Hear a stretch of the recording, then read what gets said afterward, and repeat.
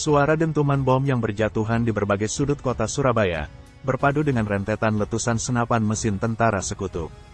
Hari itu, kota Surabaya, banjir darah. Rakyat dan pejuang kemerdekaan Indonesia, harus berhadapan dengan keganasan mesin perang sekutu. Di tengah pertempuran yang tak seimbang itu, para pejuang kemerdekaan dan rakyat tak surut langkah sedikit pun. Semangat mereka terus berkobar untuk melenyapkan para penjajah, meskipun hanya bersenjatakan bambu runcing dan keris. Sehari sebelumnya, suara menggelegar dari Bung Tomo, disiarkan langsung melalui radio-radio. Pidato berapi-api itu, membakar semangat semua elemen anak bangsa untuk turun ke gelanggang perang, menghadang tank-tank musuh, dan mortir-mortir yang dimuntahkan dari meriam-meriam besar.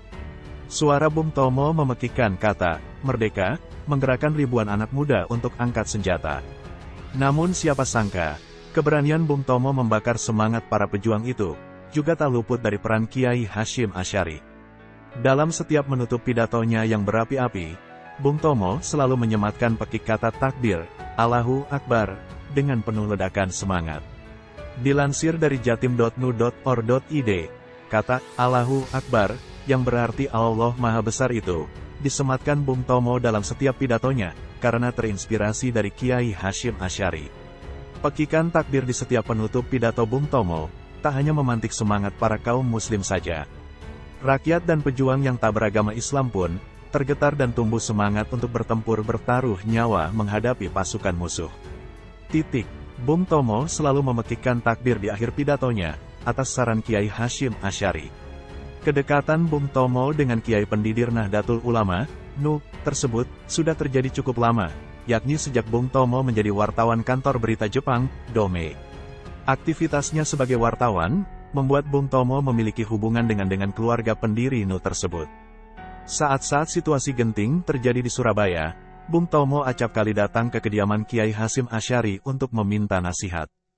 Hubungan dengan keluarga pondok pesantren Tebuireng tersebut, semakin menguat saat Bung Tomo direkomendasikan oleh Kiai A. Wahid Hasyim, dan Bung Hatta, untuk masuk ke dalam gerakan rakyat baru sebagai pengganti Jawa Hokokai, Kebaktian Jawa. Dalam buku, Kiai Hasyim Asy'ari Bapak Umat Islam Indonesia, yang diterbitkan pada tahun 1950, disebutkan bahwa Bung Tomo dan Jenderal Besar Sudirman beberapa kali bertandang ke Tebuireng untuk bertemu Kiai Hasyim Asy'ari. Bahkan saat bulan puasa Ramadan, tepatnya tanggal 21 Juli tahun 1947, sekitar pukul 21, Bung Tomo mendatangi kediaman Kiai Hasyim Asy'ari di Tebuireng. Tak sendirian, Bung Tomo datang bersama utusan Jenderal Sudirman, yang menyampaikan sepucuk surat penting terkait aksi-aksi militer Belanda di wilayah Jawa Timur. Selang beberapa hari kemudian, Bung Tomo kembali menemui Kiai Hasyim Asy'ari, untuk melaporkan kondisi di wilayah Karesidenan Malang, di mana serangan militer Belanda, mengakibatkan banyak anggota Laskar Hizbullah dan Sabilillah yang gugur. Dalam pertemuan ini, Bung Tomo juga menyampaikan surat dari Jenderal Sudirman, yang isinya memohon kepada Kiai Hasyim Asy'ari agar mengeluarkan komando jihad fi sabilillah. Kedekatan-kedekatan inilah, yang membuat Bung Tomo selalu membakar semangat dengan takbir. Hal itu dapat dilihat dari pidatonya yang berapi-api menjelang pertempuran besar tanggal 10 November tahun 1945. Pidato itu hingga kini masih terngiang di seluruh sanubari rakyat Indonesia, merdeka. Saudara-saudara rakyat jelata di seluruh Indonesia, terutama saudara-saudara penduduk kota Surabaya, kita semuanya telah mengetahui bahwa hari ini tentara Inggris telah menyebarkan pamflet-pamflet yang memberikan suatu ancaman kepada kita semua. Kita diwajibkan untuk dalam waktu yang mereka tentukan, menyerahkan senjata-senjata yang telah kita rebut dari tangannya tentara Jepang. Mereka telah minta supaya kita datang pada mereka itu dengan mengangkat tangan. Mereka telah minta supaya kita semua datang pada mereka itu dengan membawa bendera putih, tanda bahwa kita menyerah kepada mereka saudara-saudara.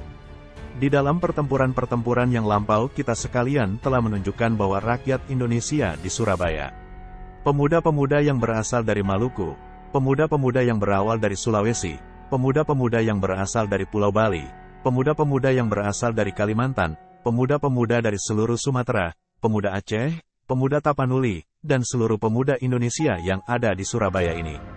Di dalam pasukan-pasukan mereka masing-masing, dengan pasukan-pasukan rakyat yang dibentuk di kampung-kampung, telah menunjukkan satu pertahanan yang tidak bisa dijebol, telah menunjukkan satu kekuatan sehingga mereka itu terjepit di mana-mana. Hanya karena taktik yang licik daripada mereka itu, saudara-saudara, dengan mendatangkan presiden dan pemimpin-pemimpin lainnya ke Surabaya ini, maka kita ini tunduk untuk memberhentikan pertempuran. Tetapi pada masa itu mereka telah memperkuat diri. Dan setelah kuat sekarang inilah keadaannya. Saudara-saudara kita semuanya, kita bangsa Indonesia yang ada di Surabaya ini akan menerima tantangan tentara Inggris itu. Dan kalau pimpinan tentara Inggris yang ada di Surabaya ingin mendengarkan jawaban rakyat Indonesia, ingin mendengarkan jawaban seluruh pemuda Indonesia yang ada di Surabaya ini, dengarkanlah ini tentara Inggris. Ini jawaban kita, ini jawaban rakyat Surabaya, ini jawaban pemuda Indonesia kepada kau sekalian. Hai tentara Inggris, kau menghendaki bahwa kita ini akan membawa bendera putih untuk takluk kepadamu. Kau menyuruh kita mengangkat tangan datang kepadamu. Kau menyuruh kita membawa senjata-senjata yang telah kita rampas dari tentara Jepang untuk diserahkan kepadamu.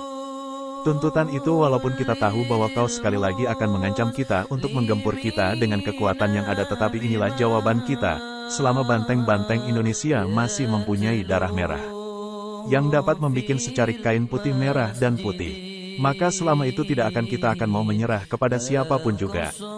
Saudara-saudara rakyat Surabaya, siaplah keadaan genting. Tetapi saya peringatkan sekali lagi, jangan mulai menembak, baru kalau kita ditembak, maka kita akan ganti menyerang mereka itu. Kita tunjukkan bahwa kita ini adalah benar-benar orang yang ingin merdeka.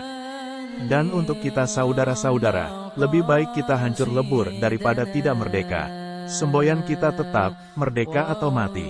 Dan kita yakin saudara-saudara, pada akhirnya pastilah kemenangan akan jatuh ke tangan kita, sebab Allah selalu berada di pihak yang benar. Percayalah saudara-saudara, Tuhan akan melindungi kita sekalian. Allahu Akbar, Allahu Akbar, Allahu Akbar.